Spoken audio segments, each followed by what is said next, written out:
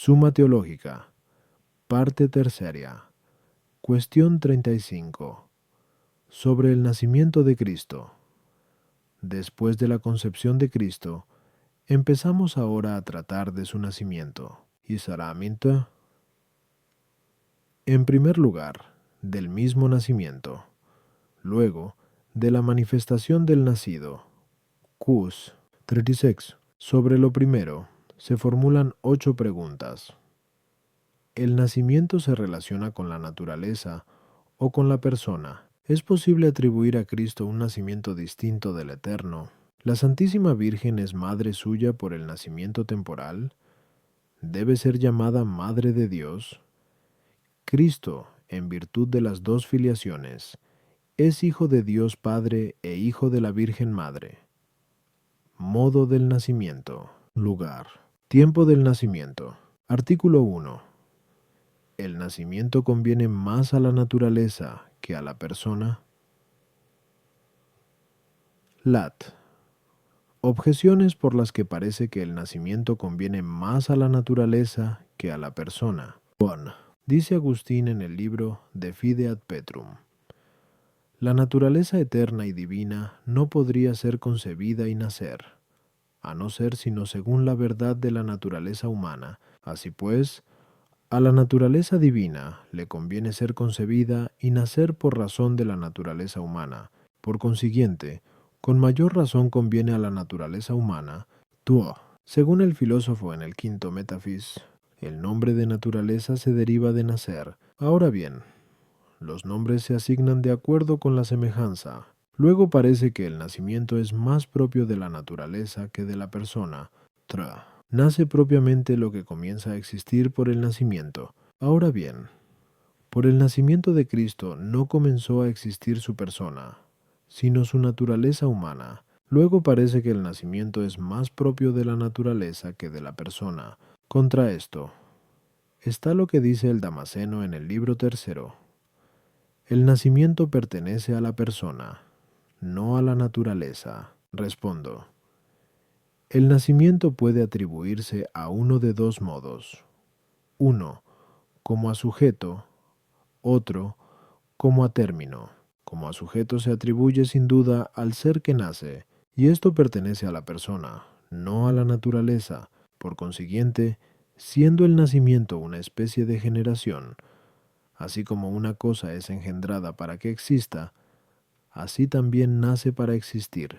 Pero el existir es propio del ser subsistente, pues de la forma no subsistente solo se dice que existe en cuanto que es algo, y persona o hipóstasis significan algo que subsiste, mientras que naturaleza da a entender la forma en que una cosa subsiste, y por esto el nacimiento se atribuye, como a sujeto propio del nacer, a la persona o hipóstasis, no a la naturaleza. Pero el nacimiento se atribuye a la naturaleza como a término. En efecto, el término de la generación y de todo nacimiento es la forma, pues la naturaleza se define como una forma, por lo que se dice que el nacimiento es vía para la naturaleza, como es manifiesto por el filósofo en el segundo Fis, porque el empeño de la naturaleza termina en la forma, o en la naturaleza específica. A las objeciones.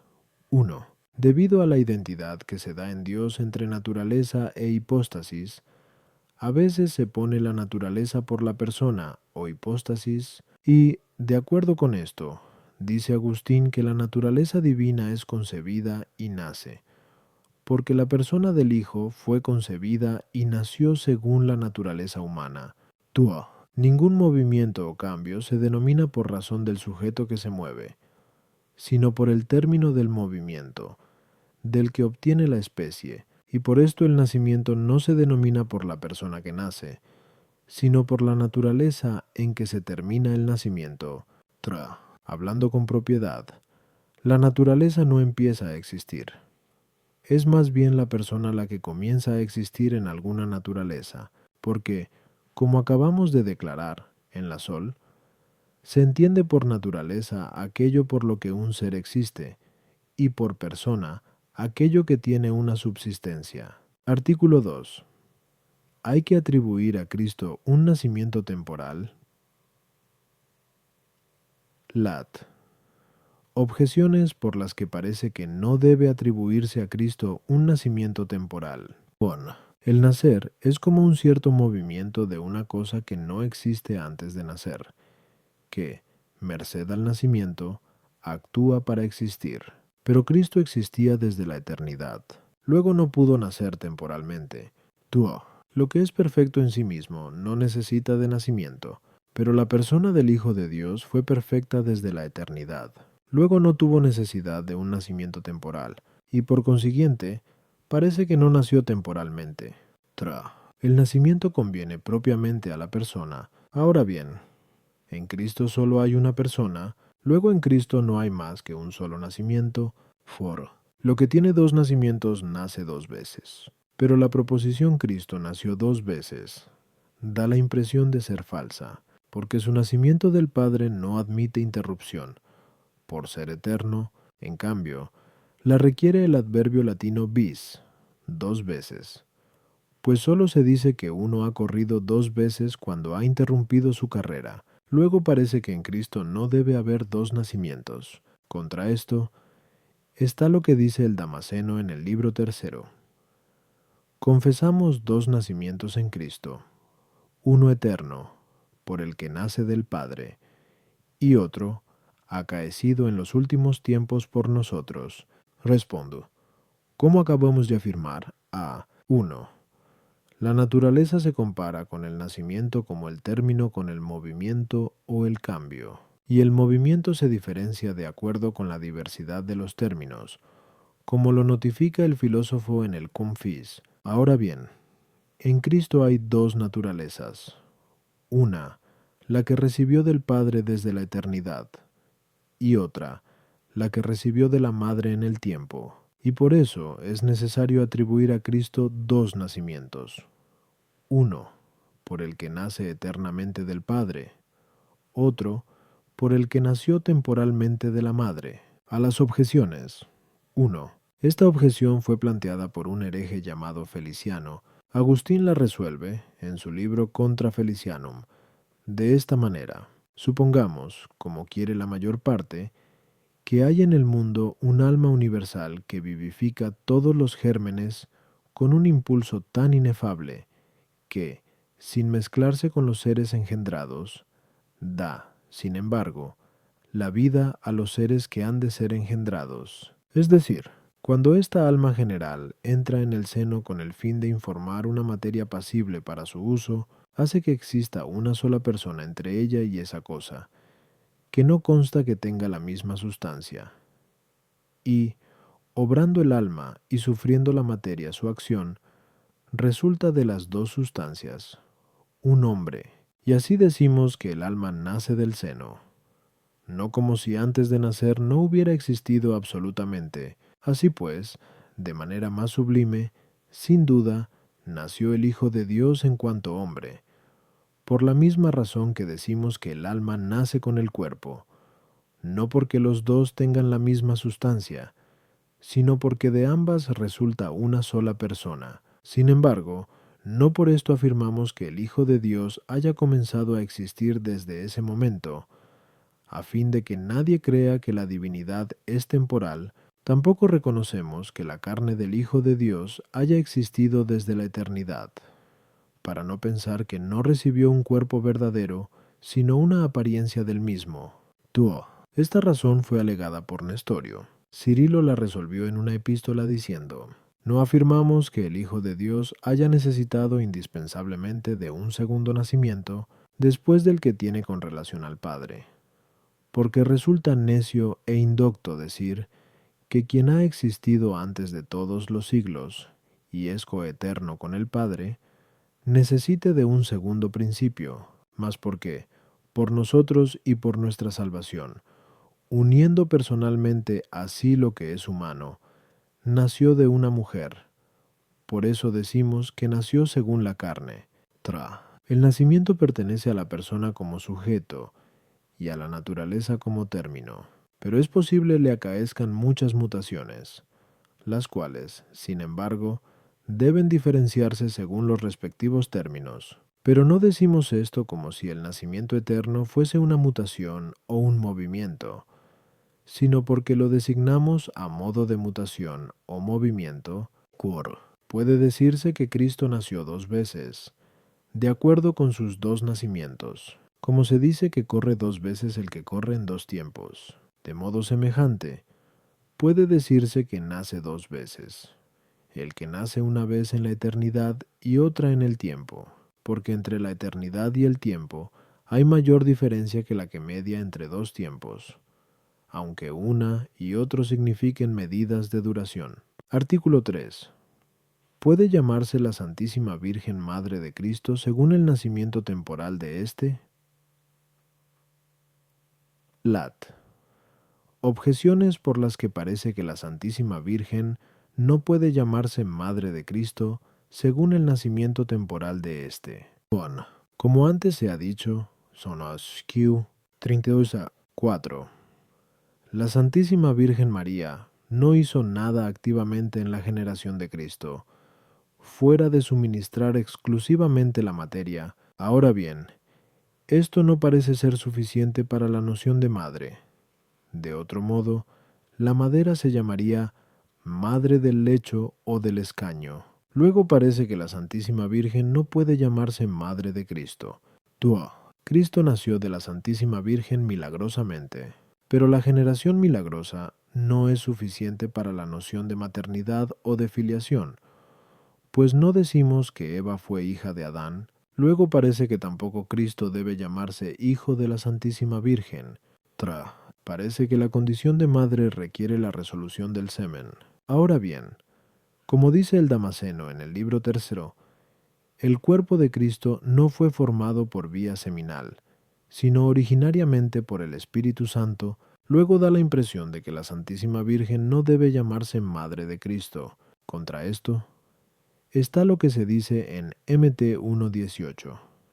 La generación de Cristo fue de este modo: estando desposada su madre, María, con José, etc. Respondo: la Santísima Virgen María es verdadera y natural Madre de Cristo, porque, como antes se ha expuesto, Q 5, 31:5, el cuerpo de Cristo no fue traído del cielo, como enseñó el hereje Valentín, sino que fue tomado de la Virgen Madre, y fue formado de su purísima sangre, y sólo esto se requiere para la noción de madre, como es manifiesto por lo antes declarado.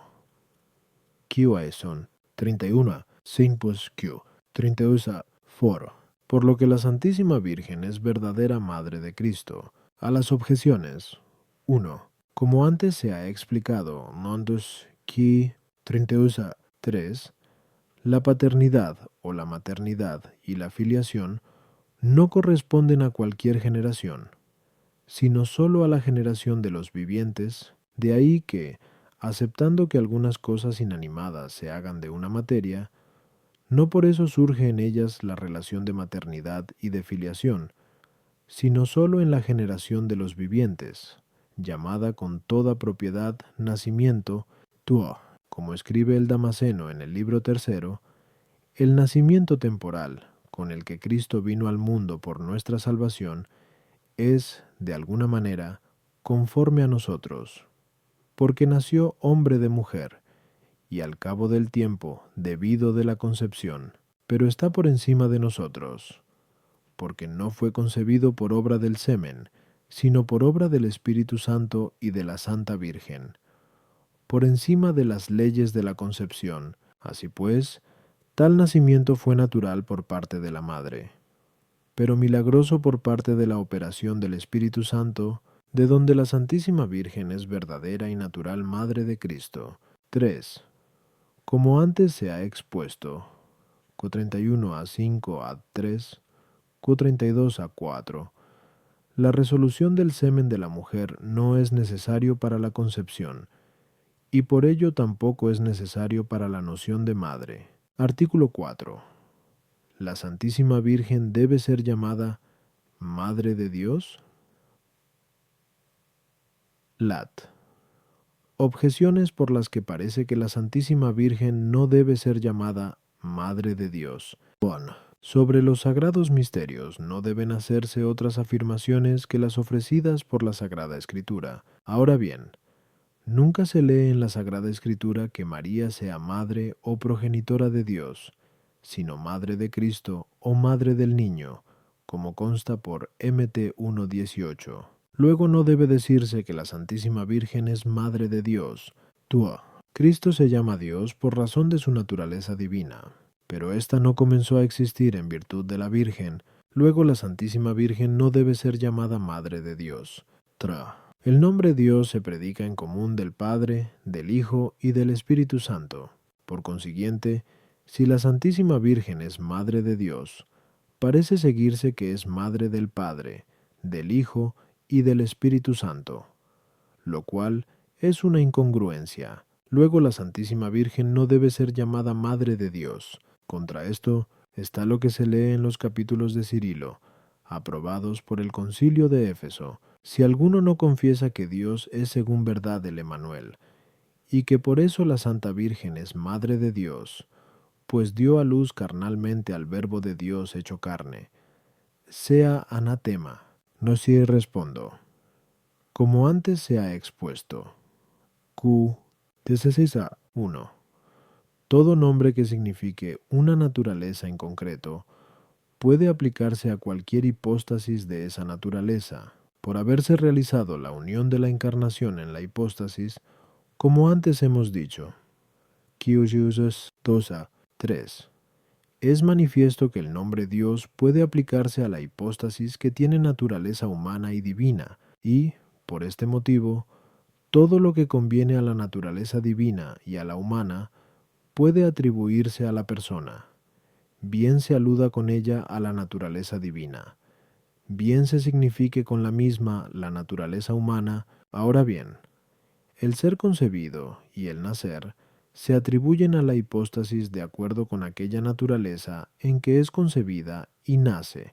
Por consiguiente, habiendo sido asumida la naturaleza humana por la persona divina en el mismo principio de la concepción, como antes se ha dicho, Kilo 33a3, sigúese que puede decirse que Dios verdaderamente fue concebido y nació de la Virgen. Se llama madre de una persona a la mujer que la ha concebido y dado a luz, de donde se deduce que la Santísima Virgen es llamada con toda verdad Madre de Dios. Solamente se podría negar que la Santísima Virgen es Madre de Dios si la humanidad hubiera estado sujeta a la concepción y al nacimiento antes de que aquel hombre fuese hijo de Dios, como enseñó Fotino, o si la humanidad no hubiera sido asumida en la unidad de la persona o de la hipóstasis del Verbo de Dios, como afirmó Nestorio, pero ambas hipótesis son falsas. Luego es herético negar que la Santísima Virgen es Madre de Dios. A las objeciones.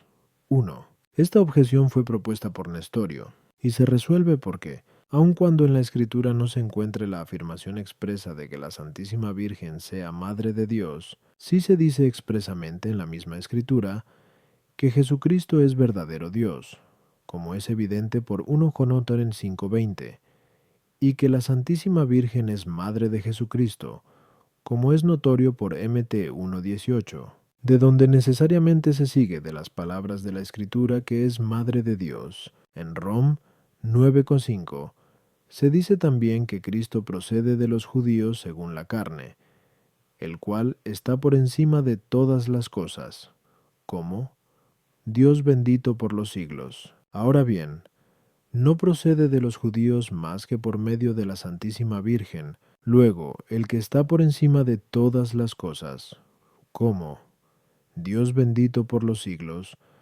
nació verdaderamente de la Santísima Virgen como madre suya. Tuo.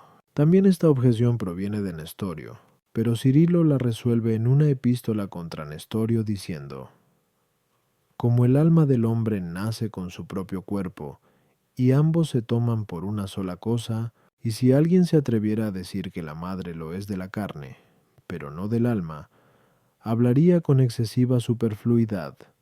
Algo semejante comprobamos haber sucedido en la generación de Cristo. El Verbo de Dios ha nacido de la sustancia de Dios Padre, pero, por haber tomado carne verdaderamente, es necesario confesar que, según la carne, nació de mujer. En consecuencia, es necesario decir que la Santísima Virgen se llama Madre de Dios, no porque sea madre de la divinidad, sino porque, según la humanidad, es madre de la persona que tiene la divinidad y la humanidad.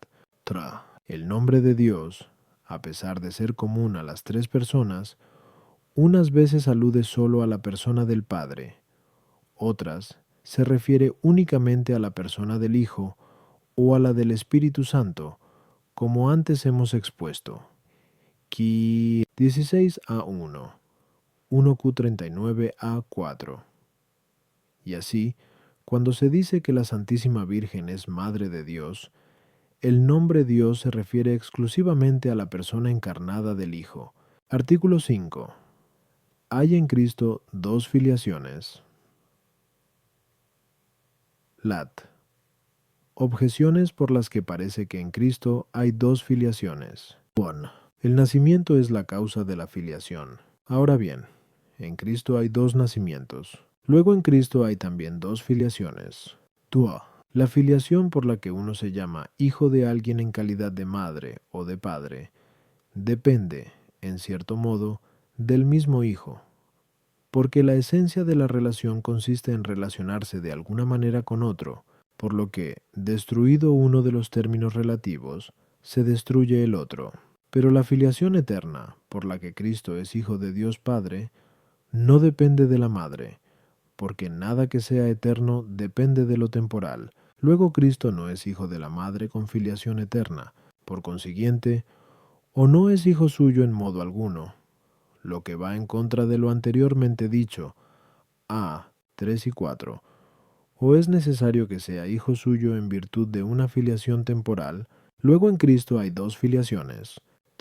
Uno de los términos relacionados entra en la definición del otro, por lo que es evidente que uno de los términos de la relación se especifica por el otro, pero una y misma cosa no puede estar en especies diversas. Luego parece imposible que una y la misma relación se termine en extremos totalmente distintos. Ahora bien, Cristo es llamado Hijo del Padre Eterno y de la Madre Temporal, que son términos enteramente distintos. Por consiguiente, da la impresión de que, en virtud de una misma relación, Cristo no puede llamarse Hijo del Padre y de la Madre. Hay pues dos filiaciones en Cristo. Contra esto está que, como dice el Damasceno en el libro tercero, en Cristo se multiplica lo que pertenece a la naturaleza, no lo que es propio de la persona. Ahora bien, la filiación pertenece sobre todo a la persona, puesto que es una propiedad personal, como es claro por lo dicho en la primera parte. QC 3Q 42. Luego en Cristo hay una sola filiación. Respondo.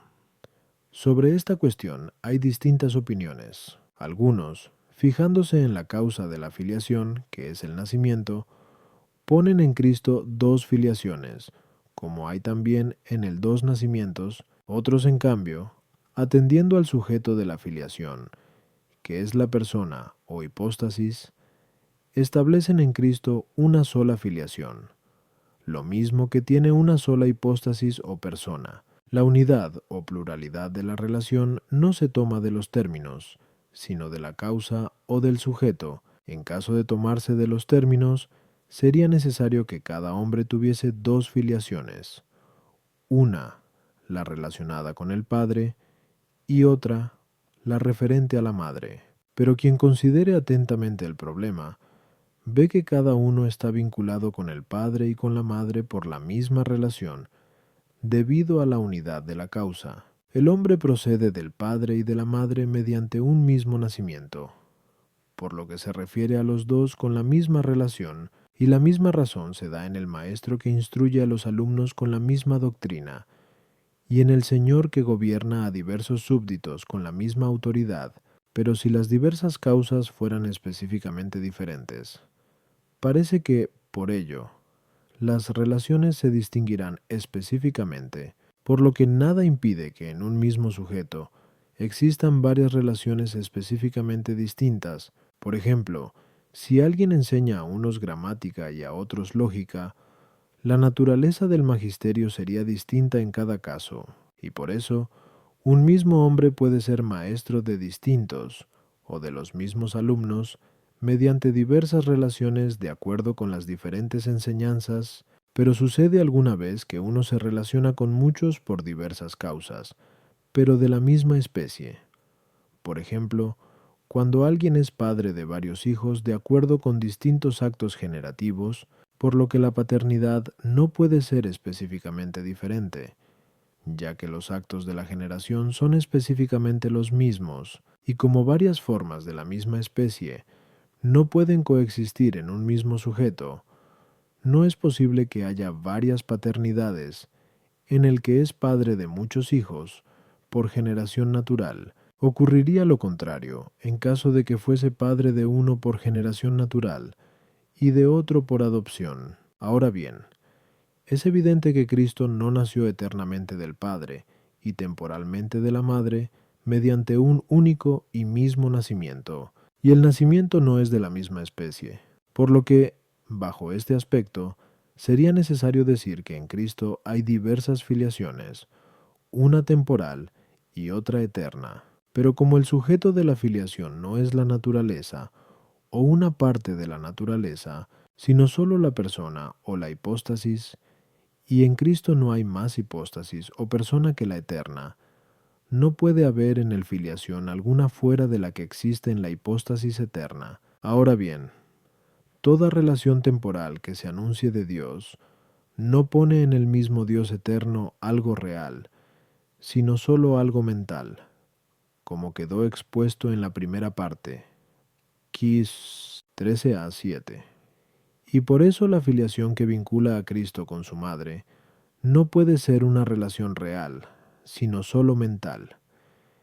Y, de este modo, las dos opiniones resultan parcialmente verdaderas, pues, si nos fijamos en las nociones estrictas de filiación, es necesario hablar de dos filiaciones, de acuerdo con la dualidad de los nacimientos. En cambio, si nos atenemos al sujeto de la filiación, que solamente puede ser el supuesto eterno, no es posible que exista en Cristo otra filiación real que la eterna. Sin embargo, Cristo se llama Hijo respecto de su madre en virtud de la relación sobreentendida en la relación de maternidad respecto de Cristo, como Dios es llamado Señor por la relación sobreentendida en la relación real con que la criatura está sujeta a Dios. Y aunque la relación de dominio no es real en Dios, éste es, sin embargo, realmente Señor, en virtud de la sujeción de la criatura a Él. Y, del mismo modo, Cristo se llama realmente Hijo de la Virgen Madre, en virtud de la relación real de la maternidad respecto de Cristo. A las objeciones. 1. El nacimiento temporal causaría en Cristo una filiación real en caso de que existiese en Él un sujeto capaz de una filiación de esa naturaleza. Tal sujeto no puede existir en verdad, porque el supuesto eterno no es susceptivo de una relación temporal, como acabamos de decir, en la Sol. Ni puede decirse tampoco que sea capaz de una filiación temporal, por razón de la naturaleza humana, como también por razón de su nacimiento temporal, porque sería preciso que la naturaleza humana fuera de algún modo sujeto de la filiación, como de alguna manera lo es del nacimiento. Cuando a un etíope le llamamos blanco por causa de sus dientes, es necesario que los dientes del etíope sean el sujeto de la blancura, pero la naturaleza humana no puede ser en modo alguno sujeto de la filiación, porque esta relación mira directamente a la persona. La filiación eterna no depende de una madre temporal, pero entendemos que a esa filiación eterna está unida una referencia temporal dependiente de la madre, en virtud de la cual Cristo es llamado Hijo de su madre.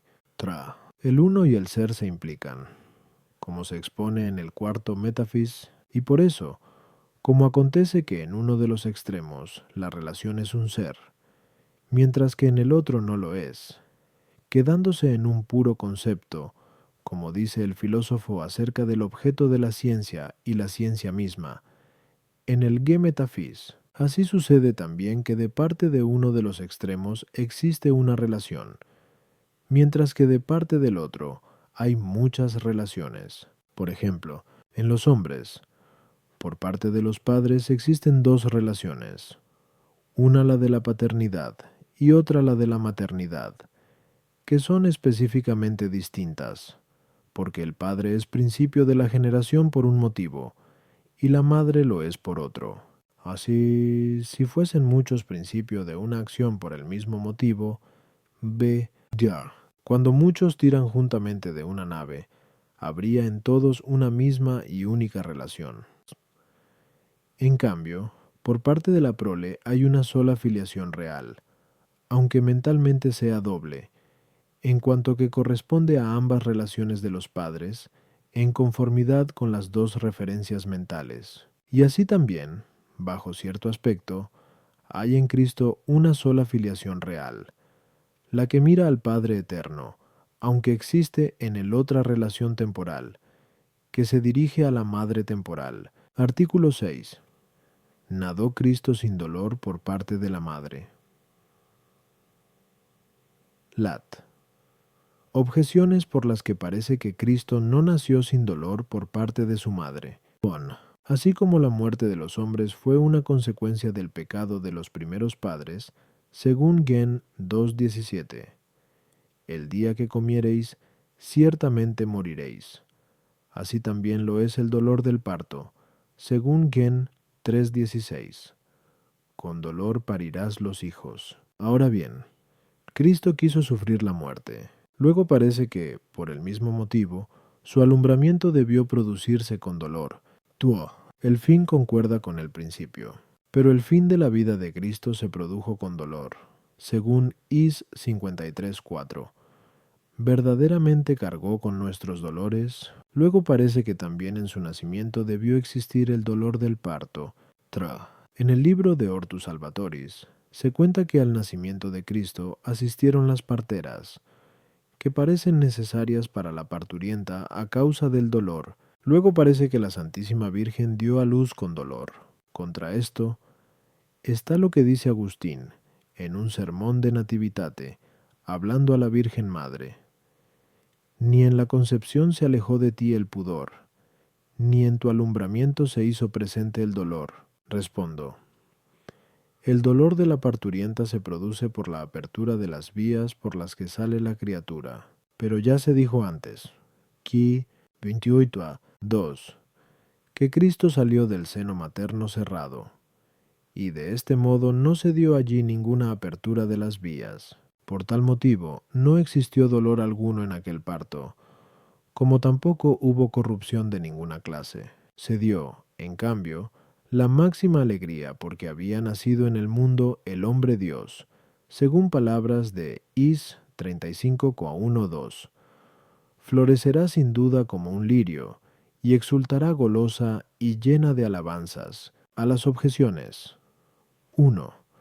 El dolor del parto en la mujer es consecuencia de la unión carnal con el varón, de donde, en Gen 3:16, después de 1900 haber dicho parirás con dolor, se añade, y estarás bajo el dominio del varón.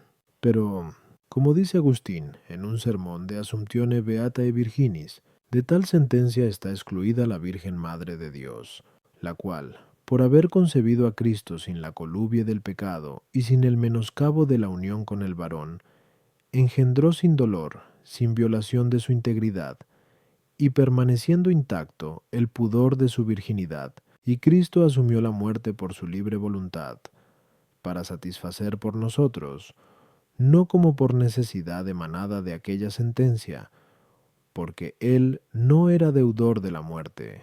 Tuo, como Cristo muriendo destruyó nuestra muerte, es decir,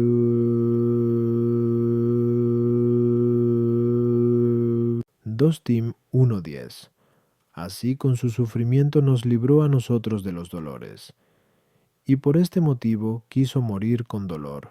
Pero el dolor de la madre en su alumbramiento no pertenecía a Cristo, que venía a satisfacer por nuestros pecados, y por eso no fue necesario que su madre le diera a luz con dolor.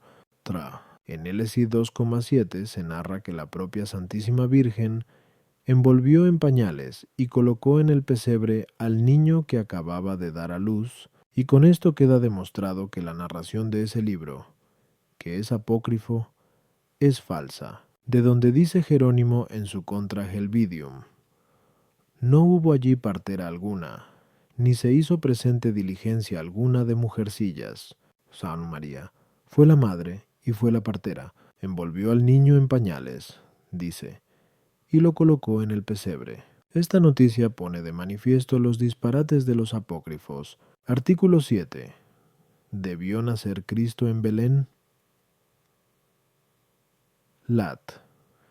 Objeciones por las que parece que Cristo no debió nacer en Belén. 1. Se dice en Is 2:3, de Sión saldrá la ley, y de Jerusalén la palabra del Señor. Ahora bien, Cristo es verdaderamente el Verbo de Dios. Luego debió venir al mundo desde Jerusalén.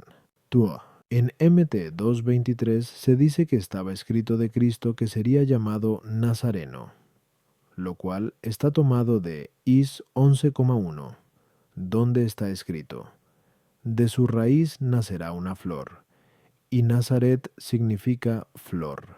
Pero uno se denomina principalmente por el lugar de su nacimiento. Luego parece que debió nacer en Nazaret, donde también fue concebido y criado. El Señor nació en el mundo para anunciar el testimonio de la verdad, según aquellas palabras de JN 18:37. Para esto nací, y para esto he venido al mundo, para dar testimonio de la verdad.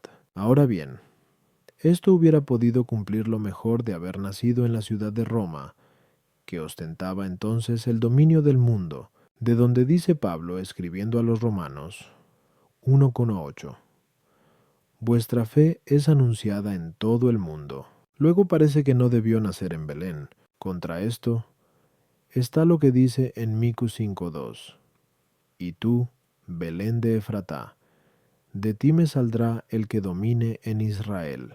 Respondo: Cristo quiso nacer en Belén por dos motivos. Primero, porque nació de la descendencia de David según la carne, como se dice en Rom 1:3. A David le había sido hecha la promesa especial de Cristo, según aquellas palabras de 2 Re, 2 Sam 23:1.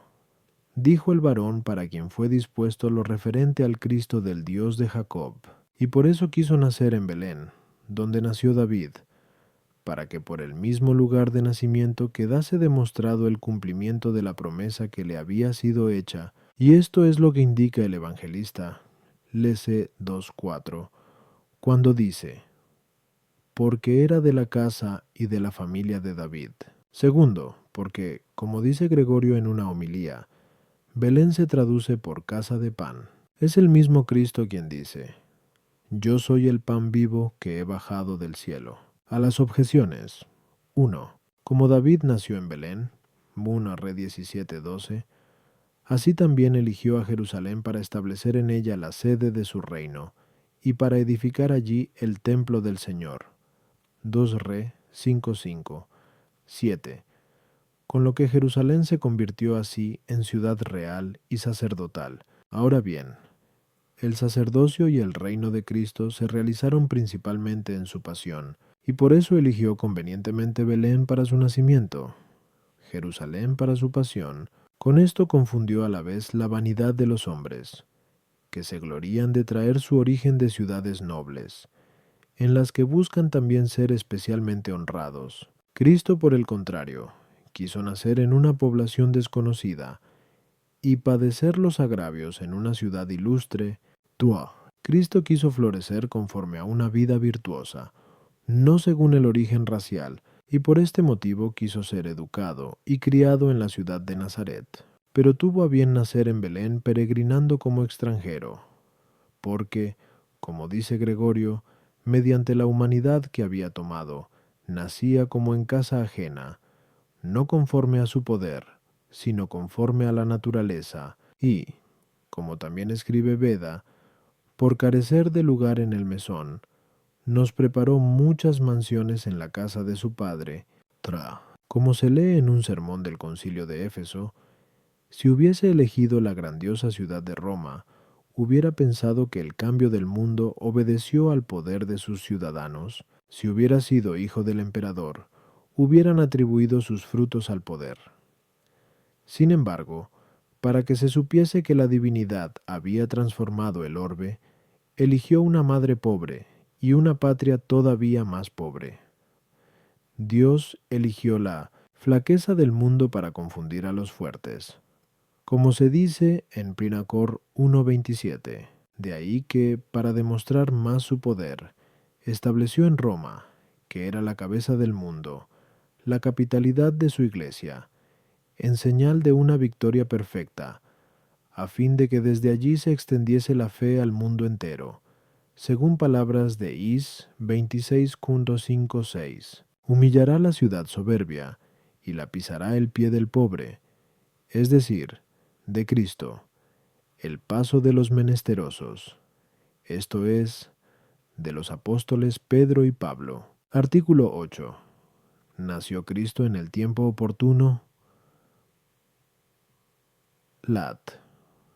Objeciones por las que parece que Cristo no nació en el tiempo conveniente. Juan. Cristo vino para restablecer la libertad a los suyos, pero nació en tiempo de esclavitud, a saber, cuando por un decreto de Augusto queda empadronado todo el orbe, como hecho tributario, según se lee en Lesi 2:1 ss. Luego parece que Cristo no nació en el tiempo oportuno. Las promesas sobre el nacimiento de Cristo no fueron hechas a los gentiles, según palabras de Rom 9:4, de quienes, los israelitas, son las promesas. Ahora bien, Cristo nació en un tiempo en que dominaba un rey extranjero, como es evidente por Mt 2:1, habiendo nacido Jesús en los días del rey Herodes. Luego parece que no nació en el tiempo conveniente.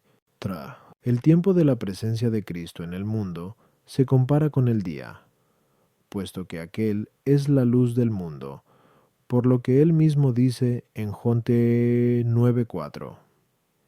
Es preciso que yo haga las obras del que me envió mientras es de día, pero los días son más largos en verano que en invierno. Luego, habiendo nacido en lo profundo del invierno, el día octavo de las calendas de enero, 25 de diciembre, parece que no nació en el tiempo preciso. Contra esto, está lo que se dice en Gal 4:4.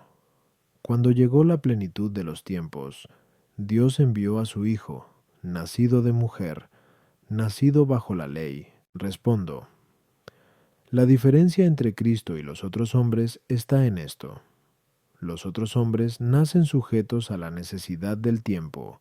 Cristo, en cambio, como Señor y Creador de todos los tiempos, escogió el tiempo en que había de nacer, lo mismo que eligió la madre y el lugar, y porque cuanto procede de Dios está perfectamente ordenado.